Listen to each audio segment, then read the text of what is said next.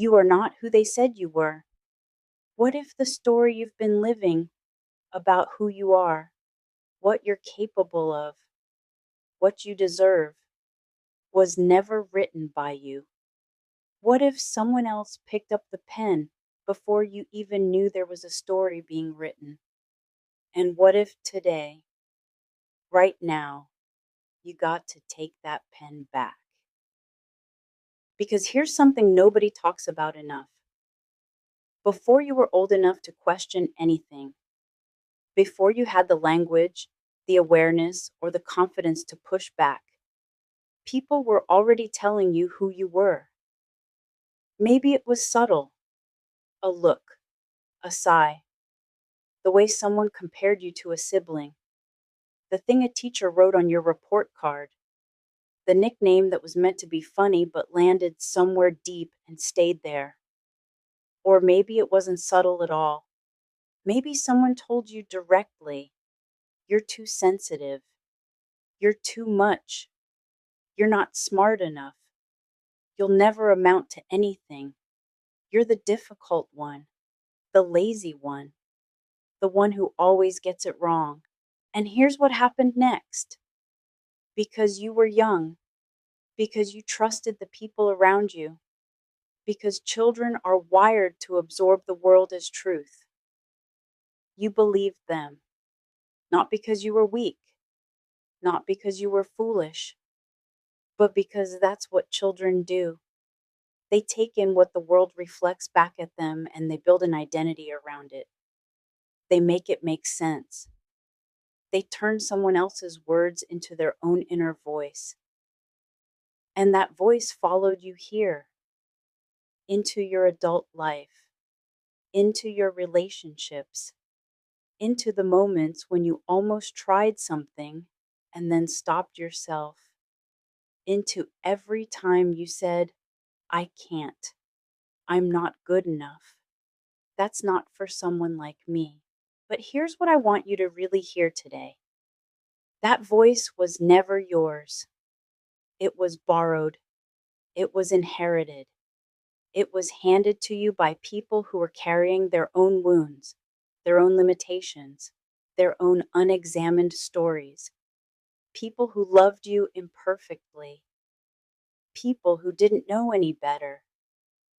People who were never taught to question the stories they were given either.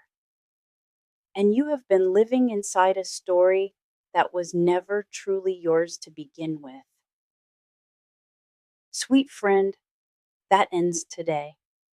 Not because it's easy, not because those old voices will disappear overnight, but because the moment you see the story for what it is, someone else's words wearing your name, you can begin to put it down.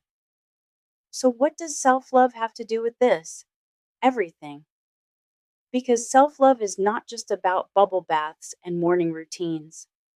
At its deepest level, self-love is the radical act of deciding to see yourself clearly, not through the eyes of every person who ever misunderstood you, not through the lens of your worst moments or your biggest failures, but through the eyes of someone who genuinely wants to know who you actually are.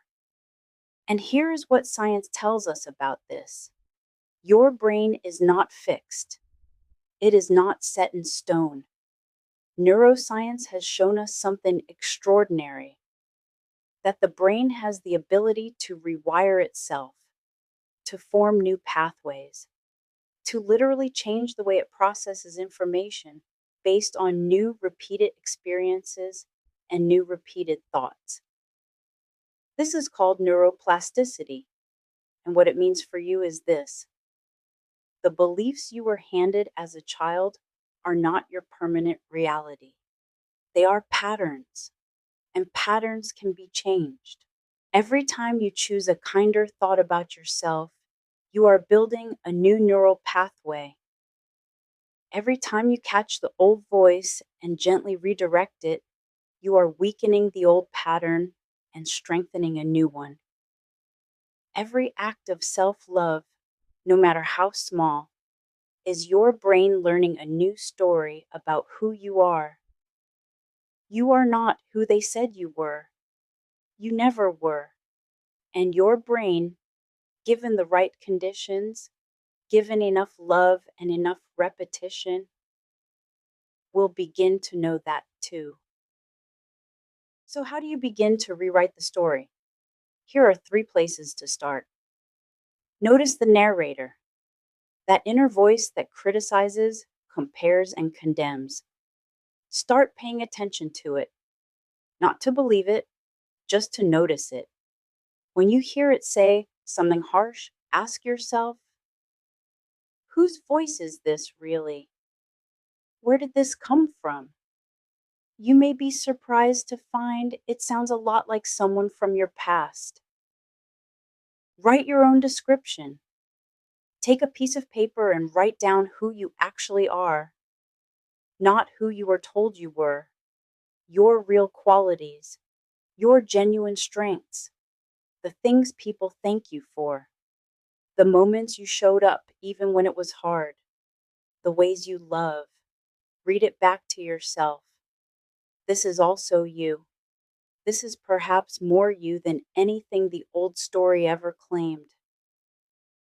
Choose one new belief and practice it daily. Just one, something simple and true like, I am learning. I am worthy of good things. I am more than my past. Write it somewhere you'll see it. Say it when the old voice gets loud. Not to force yourself to feel it immediately, but to begin the practice of offering your brain a different story to grow into. Which of these 3 practices feels most important for you right now? Leave it in the comments. You might be surprised how many people are sitting with the exact same thing. If this video resonated with you, I created something just for you. The Self-Love Spark, a free guide to help you build this foundation. You can find it in the description below. And if you're ready to go deeper, the Love Yourself Health Journal is there too. 30 days of coming home to yourself, one loving page at a time. And if this feels like home, subscribe. There is so much more to explore together. And when you're ready, there's another video here for you. Take care of yourself. You deserve it.